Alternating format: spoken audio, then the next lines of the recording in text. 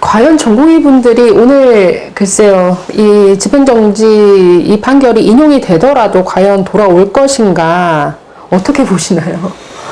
지금 오늘 판결이 나는 부분은 의대 증원 2,000명이 과학적인 근거가 아니라 정부에서 억지로 주장을 한 것이다라는 것을 다퉈보겠다라는 사법적인 절차이죠.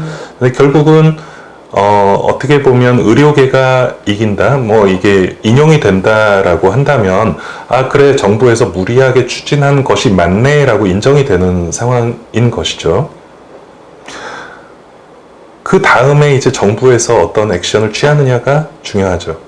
법원 판결 자체만 가지고 이 친구들이 들어올 수 있는 명분이 되지는 않을 거라고 보고요. 그것은 법원에서 보기에 정부가 무리했던 것이다 라고 얘기를 하는 것이고, 정부가 아니라고 그러면 또 똑같이 처음부터 반복이 되는 거죠.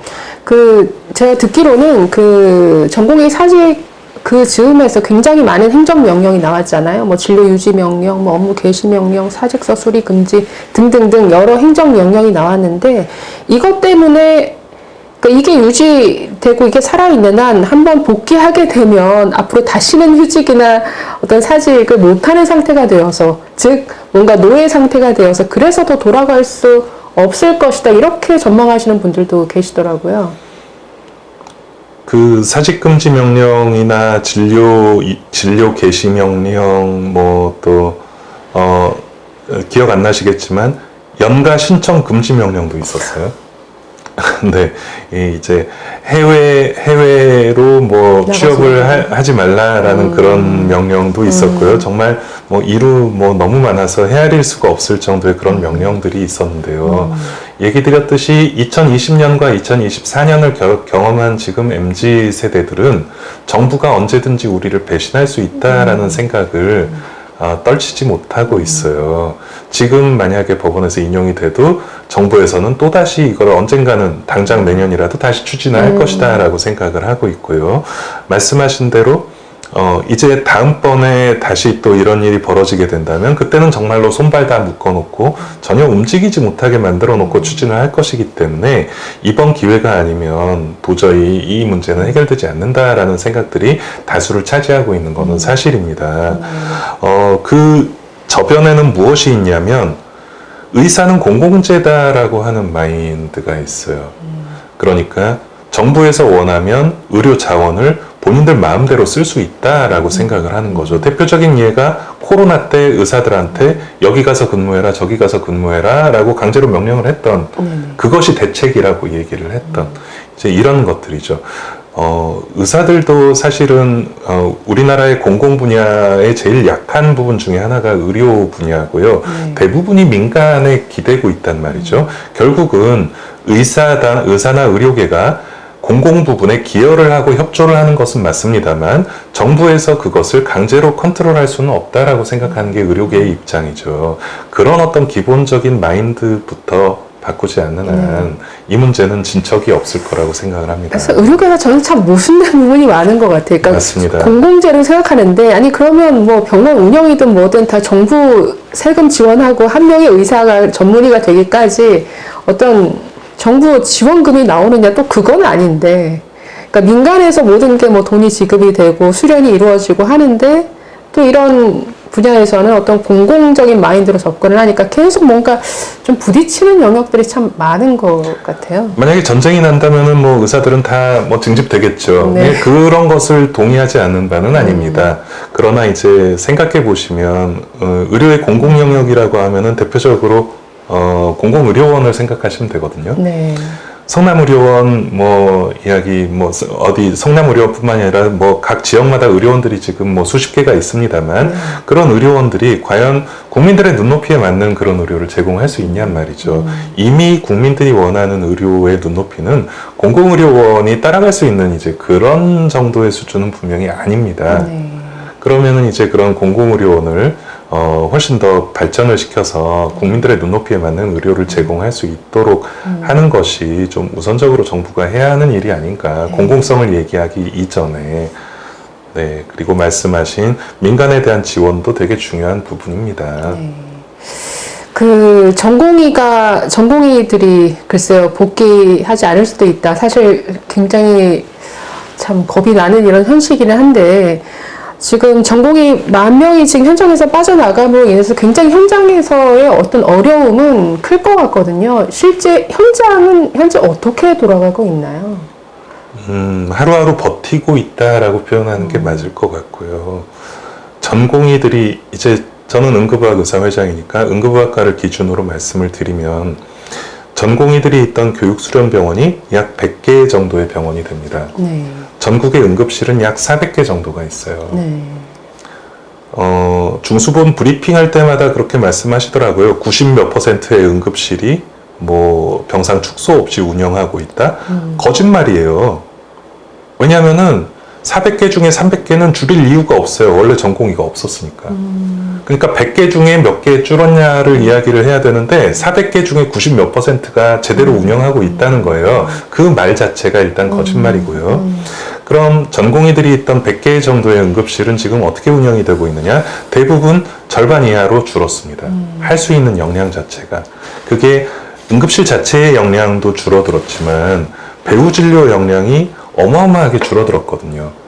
그게 전공의들이 너무 많은 일을 하고 있어서 뭐 비중이 커서라기보다는 병원은 정말로 모든 인력들이 다 톱니바퀴처럼 자기의 할 일이 다 있어서 이것이 유기적으로 돌아가야만 이 한 사람의 환자를 입원시키고 수술하고 치료를 할 수 있어요. 근데 그 하나의 톱니바퀴가 빠져버리면 남아있는 사람이 그것을 다 같이 커버를 해야 돼요. 그렇기 때문에 평소에 할 수 있는 일에 상당히 많은 부분을 줄이지 않으면 안 되는, 그렇지 않으면 사고가 나는 이제 이런 상황이 되는 것이죠. 2달, 3달 지나면서 물론 처음에는 많은 분들이 상급병원에 오는 것을 약간 줄여주신 것도 맞습니다. 우리나라 국민들 정말 참 저는 대단하다고 생각을 해요. 이런 위기 상황이 되면은 그런 협조하는 능력들이 세계 어느 나라보다 뛰어난 것 같아요. 근데 한 2달쯤 지나다 보니까 이제 다시 이전과 똑같이 다시 돌아가고 있어요. 대학병원에도 또 경증 환자들이 몰리기 시작을 했고 갈 데가 없으니까. 그것을 군의관이나 공보위를 뭐 파견해서 해결하겠다? 말도 안 되는 얘기고요. 의사를 수입하거나. 졸업한 사람들을 나 은퇴하신 분들을 불러 누가 있습니까? 어디 저 좀 소개 좀 시켜줘 보세요. 우리 병원에도 좀 취직 좀 시키게. 뭐 개업한 사람들을 불러오겠다. 뭐 신병원에서 하지 말라 그래서 못했어요. 이제 외국 의사를 수입하겠다고 해요. 저는 정말 이 분들이 너무 대책이 없이 진행을 하고 있구나. 아는 사람들이 들으면은 웃습니다. 그러니까 저도 의료인이 아니기 때문에 어쨌든 그 빠진 자리를 뭔가 외부에서 다른 누군가가 간다고 해서 이게 대체할 수 있는 어떤 현장이 아니다라는 거를 막연하게만 그냥 이해가 되는 건데, 그러니까 그러면 이런 어떤 응급 의료 체계라든가 아니면 지금 이런 문제라든가 지금 정부가 내리는 모든 결정들에 있어서 제가 이번에 이번 판결과 관련해가지고 뭐 보정심 회의 그 몇 명 구성을 보니까 25명인데 공급자 대표가 6명이었어요. 근데 그 6명도 뭐 간호사협회도 있고 약사협회도 있고 한의사협회도 있고 의협 하나, 병원협회. 그러니까 보니까 이 의료 현장을 잘 아는 정작 전문가들은 어떤 논의에서 너무나 배제되어 왔구나. 이런 식으로 우리나라 의료 정책이 논의가 되어 왔나라는 생각이 정말 들면서 정말 이거 문제다라는 생각이 들더라고요. 그동안 많이 어떤 이런 논의에 참여하셨을 것 같은데 어떠신가요? 다른 부처는 잘 모르겠고 복지부는 원래 이렇게 해왔습니다. 과거부터. 단적인 예로 말씀드리면 응급의료 발전계획, 이번에 작년 이제 여름 가을 넘어가면서 4차 응급의료 계획이라고 하는 게 발표되면서 막 되게 많은 논란들이 있었고 그때 이제 필수 의료 얘기도 같이 나오고 그랬었죠. 응급의료 기본 계획이라고 하는 게 5년에 한 번씩 만들게 돼 있어요. 위원장이 누구냐면 복지부 장관이에요. 응급의료 기본 계획을 만들 때 기본적으로 팀이 꾸려집니다. 뭐 기재부, 뭐 산자부부터 해가지고 이제 정부 부처에 여러 사람들이 끼어 들어가고요.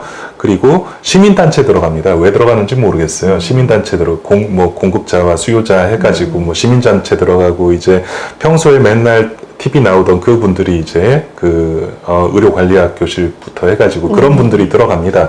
그리고 응급의학과는 뭘로 들어가냐면 자문으로 들어가요. 자문, 그 위원이 아니라. 표결이 아니에요. 그러니까 위원 자체가 다 어떻게 보면은 상관없는 사람들이고 응급의학과는 자문으로 몇 명 들어갑니다. 표결할 수 있는 의결권도 없어요. 저는 그거 매번 지적했거든요. 이런 식으로 응급의료 기본계획을 만들면 현장의 목소리가 어떻게 들어가느냐. 그렇죠. 매번 그래왔어요. 그러니까 대부분의 회의들이 응급의료 현장을 모르는 사람들이 계획을 만들다 보니까 현장과 괴리가 생기고 현장에서 일하는 사람들은 대체 이게 무슨 소리냐, 이거 말도 안 된다라고 하는 정책들이 계속 떨어지게 되고 이게 이제 악순환이 되는 거죠. 그러니까 현장을 아느냐 모르느냐의 어떤 그 차이가 만들어내는 그 차이가 굉장히 큰 분야가 저는 의료 분야일 것 같은데, 물론 다른 모든 분야도 마찬가지겠지만 이 현장을 경험하고 현장을 잘 아는 어떤 전문가의 생각이 가장 많이 반영되어야 할 것 같은데, 일단 구조상으로 늘 좀 이래 왔었던가 싶어가지고, 뭐 이번에 일본 사례도 많이 언급이 됩니다만은, 뭐 일본 같은 경우에는 뭐 의사 그 수급 분과에 거기 70%가 의사더라고요. 반면에 뭐 나머지 30%를 뭐 시민단체 등등등등 뭐 이렇게 채우는데, 이런 식으로 진행되어 왔으니. 어떻게 보면은 좀 사회적인 분위기 자체도 그런 현장의 의견이나 전문가 의견에 대한 존중이 많이 부족했던 부분이 있었던 것 같고요. 외국 같은 경우는 대부분 그 서전 제너럴이라고 하죠. 보건국장. 네네. 네, 보건국장이라고 하는 사람이 국가의 의료 정책이나 보건 의료에 대한 어떤 방향을 결정을 해주는데 그 말에 상당히 많은 부분에 어떤 어서리티를 심어줘, 힘을 실어준단 말이죠. 이제 그런 것들이 인정되는 사회가 선진국이라고 생각을 합니다. 어떤 전문 분야는 전문가의 의견이, 심지어 트럼프 대통령도 보건국장이 얘기를 하니까 그 얘기를 존중을 하고 브리핑 자체도 그 사람이 하게 되고 이제 그런 전문가의 의견을 존중하는 사회, 그게 이제 선진국이라고 생각을 하고요. 지금 복지부 내에 뭐 뭐라고 해야 될까? 뭐 보건의료정책국장 뭐 이런 식의 등등등은 의료인 출신들은 없나요? 가끔 있기는 합니다. 네. 그러나 숫자 자체가 많지 않고 의료인 출신으로 행정 조직에 들어가게 되면 진급하는데 제한이 있어요. 그러니까 높은 자리로 올라가기가 쉽지가 않습니다. 가끔 가다가 복지부 장관을 했던 적들이 가끔 있죠. 의사 출신 선생님들 중에서. 근데 그거는 이제 임명을 받는 것이지 승진을 한 것은 아니거든요. 사실은 좀 실권을 가지고 있는 실제로 일을 하는 실국장들과 이제 과장급 레벨에서 상당히 많은 부분이 의료인들이 활약을 해줘야 되는 게 맞는데 이제 그런 부분이 아쉬운 부분입니다. 네. 아유, 좀 긴 시간 얘기를 나눴는데 얘기할수록 참 이게 좀 답답함이 생긴다라는 생각이 드는데, 현장에 계셨으면 그 답답함이 오랜 시간 좀 꽤 크셨을 것 같아요. 근데 어쨌든 이 의대 증원으로 촉발된 의료 대란이 여기까지 왔습니다. 자, 그런데 글쎄요, 전공의들이 돌아오지 않을 것 같다라는 쪽으로 좀 회의적으로 보시는 것 같은데, 어떻게 보시나요? 앞으로 뭐 오늘 판결이 뭐 어떻게 나오든지 간에 이분들은 어떤 선택을 하실까요? 이 젊은 의사분들은? 필수의료를 살리겠다고 시작한 일이 필수의료를 완전히 망가뜨리고 죽여버리고 있습니다. 이 사람들이 마음의 상처와 이 모멸감과 이런 아픔을 딛고 다시 필수의료를 할 수 있을지 사실은 너무나도 걱정이 많이 되고, 그럼에도 불구하고 아마도 필수 의료를 하고 있는 사람들이 뭐 저를 포함해서 뭐 많은 분들이 필수 의료를 다시 하겠다라고 할 것입니다. 이런 분들을 조금 더 응원해 주시고, 저는 이렇게 생각을 해요. 좀 두 가지를 말씀드리고 싶은데, 어떻게 보면은 이번 일의 맨 처음 시작을 생각해 보면 코로나 때 되게 많이 힘들었잖아요. 네네. 코로나 때 되게 많이 힘들었는데, 힘들 때 이제 저도 의사회에서 활동하면서 그런 이야기를 했습니다. 이런 식으로 국가의 위기 상황이 닥치게 되면 의료계에서 제일 취약한 부분부터 망가질 것이다. 그것이 응급의료 체계일 것이다. 아니나 다를까 실제로 환자들이 병원 못 찾아서 떠돌다가 사망하고 이런 사건들이 계속 발생을 하잖아요. 그것은 그 이전에 미리 준비를 하지 못해서 우리가 그런 체계를 만들지 못해서 발생한 사건이거든요. 그런 결국은 그 부분이 취약한 부분이었다. 우리는 10년 전부터 계속 이 부분이 취약하니 개선을 해야 된다고 얘기를 했었단 말이죠. 그 수많은 기회들을 다 놓치고 이제 와서 위기니 의료 인력을 의대생을 늘리겠다라고 하는 것은 너무나도 이제 말도 안 되는 것이죠. 결국은 세 개가 있습니다. 정부가 있고 의료계가 있고 국민이 있어요. 근데 이번 코로나를 겪으면서 우리가 이야기를 했던 필수 의료의 위기는 정말 놀랍게도 수십 년 만에 정부도 필수 의료 개선하겠다고 했고 의료계도 필수 의료 개선하겠다고 했고 국민들도 필수 의료 개선을 바랬단 말이죠. 정말 수십 년 만에 이 세 단체가 한 목소리를 냈어요. 그래서 대통령이 필수 의료 살리겠다고 그 공약에 냈을 때는 두 가지 얘기를 하셨었어요. 중증 외상 체계에 지원하겠다. 결국은 지원하겠다는 얘기였었단 말이죠. 맨 처음에 필수 의료 살리겠다고 얘기를 할 때. 그래서 필수 의료를 하는 모든 사람들은 그래도 이 분야에 앞으로 지원이 조금이라도 들어오겠구나라고 기대를 했었어요. 결국은 의료계는 필수 의료 개선이라고 하길래 필수 의료에 지원을 해주겠지라고 생각을 했는데 정부에서 내놓은 대답은 의대생 2,000명 증원이란 말이죠. 전혀 뜻밖의 것을 내놓고 이것이 의료 개혁이다. 멈출 수 없는 과제다. 뚜벅뚜벅 가시겠다고 하는 거예요. 그럼 뚜벅뚜벅 가셔야 하는 게 필수 의료 지원이 먼저죠. 지금 필수 의료 지원만 해도 떠나 있는 10,000명 필수 의료 하고 있다가 미용하고 있는, 개원하고 있는 10,000명 금방 돌아옵니다. 너무나도 쉽고 빠른 길이 있는데 굳이 어렵게 돌려가며 2,000명이라고 해서 의사들을 자극하는 이유는 뭐냐? 정부에서 이걸 돈으로 해결하기 싫은 거예요. 투자를 하기 싫은 것입니다. 제대로 필수 의료 지원하겠다는 생각 자체가 없는 거예요. 재원 자체도 없고. 이것이 그래서 정부에서 한 방법이 의사와 국민을 갈라치기 한 거예요. 의사들 나쁜 놈이다. 얘네들 월급은 많은데 돈만 밝히는 놈들이다. 자꾸 이런 식으로 몰아가는 거예요. 연봉 얼마다. 연봉 얼마여도 가지 않는다. 얼마나 좀 어떻게 보면 되게 치사한 거예요. 그런 식으로 국민들하고 의사들을 갈라놨을 때 이 합병증이 얼마나 가느냐. 10년, 20년이 아니라 50년, 100년을 가요. 왜냐하면 의사들이라고 하는 것은 기본적으로 환자와 믿음 관계로 이어지거든요. 믿음 관계가 깨지면은 치료가 안 돼요. 그렇죠. 근데 지금은 환자와 의사 간의 믿음이 완전히 깨져버렸습니다. 의사와 정부 간의 믿음도 완전히 깨져버렸습니다. 앞으로 의사단체와 정부가 어떤 협의를 할 수 있겠어요? 아무것도 못한단 말이죠. 그러니 앞으로의 발전 자체가 지금으로서는 요원하다. 이 문제가 제대로 해결되지 않으면 우리나라 의료계는 정말 정부에서 원하시던 OECD 평균에 딱 맞을 겁니다. 우리 국민들이 원하는 의료는요, OECD 평균이 아니에요. OECD 최상이었습니다. 이미. 그랬는데 OECD 평균에 굳이 맞추시겠다고 하니까 그렇게 가고 있는 거예요. 어쨌든 잘못된 진단에 지금 잘못된 해법이 나온 건데, 그러니까 필수 의료가 문제여서 필수 의료를 살리겠다라고 하면 지원하면 되는데, 맞습니다. 전혀 엉뚱한 방향으로 가는 바람에 완전히 문제가 지금 꼬여서 또 이게 너무 오랫동안 지속되다 보니까 이 공백 상태가 너무 커져버렸고, 이게 지금 미래에 어떤 후유증으로 남을지가 사실 저도 들으면서도 계속 걱정이 됩니다. 좀 마무리를 해봐야 될 것 같은데요. 판결이 글쎄요, 좋게 나왔으면 합니다만은, 그렇게 해서라도 조금 글쎄요, 시간을 벌어서 좀 마주 앉아서 이게 좀 좋은 방향으로 갈 수 있도록 책이라도 조금 나왔으면 하는데 어떻게 보시나요? 너무나도 간단한 해결책이 분명히 있는데, 그 단 하나를 거부하고 계시는 것 때문에 지금 진척이 되지 않고 있습니다. 그 하나가 뭘까요? 그 하나가 뭐냐면은 용산에서 먼저 마음을 바꾸셔야 해요. 그게 너무나도 단순합니다. 용산에서 마음을 바꾸면은 밑에 분들 다 같이 움직이는 거 우리 다 알고 있잖아요. 어떻게 보면 지금 복지부도 피해자라고 저는 생각을 해요.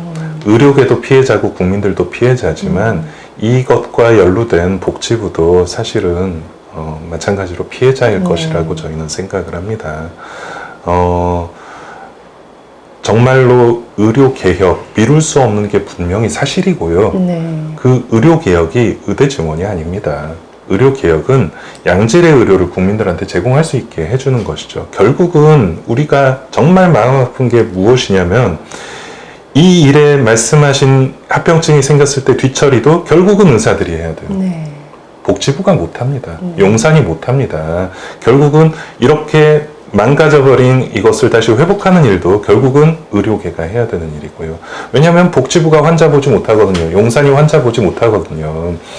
그렇다면 의사들과 의료계와 함께 가야 의료개혁이죠. 네. 의사들을 망가뜨려 놓고 의료개혁을 하겠다? 정말 외국 의사 수입하시는 수밖에 없습니다. 그때는. 그래서 다시 한번 현장의 목소리를 들어주시겠다고 했으니 현장의 생각도 한번 들어주셨으면 좋겠고, 그리고 젊은 의사들의 생각도 들어주셨으면 좋겠습니다. 좀 전공의들이 돌아올 수 있는 이런 방향으로 뭔가 좀 환경이 바뀌었으면 좋겠는데, 글쎄요, 좀 지켜봐야 할 것 같습니다. 아유, 긴 시간 지금 책 얘기로부터 시작해서 네. 이렇게 둘러둘러 이렇게 왔는데, 얘기를 하다 보니까 이렇게 오랫동안 정말 몇십 년에 걸쳐서 쌓인 뭐 응급의료 체계 문제라든가 이런 문제들을 어떻게 이렇게 단시간에 다 풀어낼 수는 없는 것 같고요. 정말 이렇게 풀어야 될 일들이 참 또 꼬인 문제들이 참 많다라는 생각이 듭니다. 이 의료 문제는.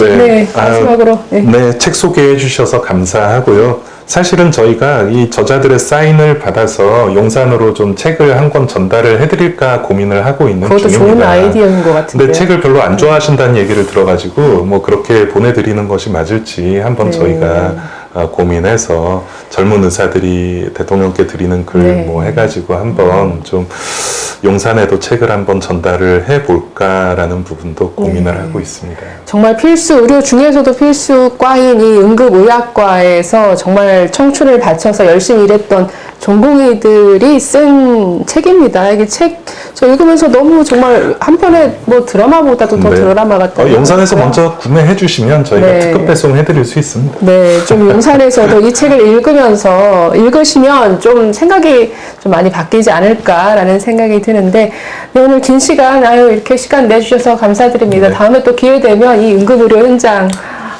얘기를 또 해주시면 또 감사하겠습니다. 네, 너무 좋은 채널에 시간 할애해 주셔서 정말 감사하고요. 네, 의사들 응원해 주세요. 의사들 욕하시지 말고요. 의사들 정말 최선 다해서 환자들을 위해서 사는 사람들입니다.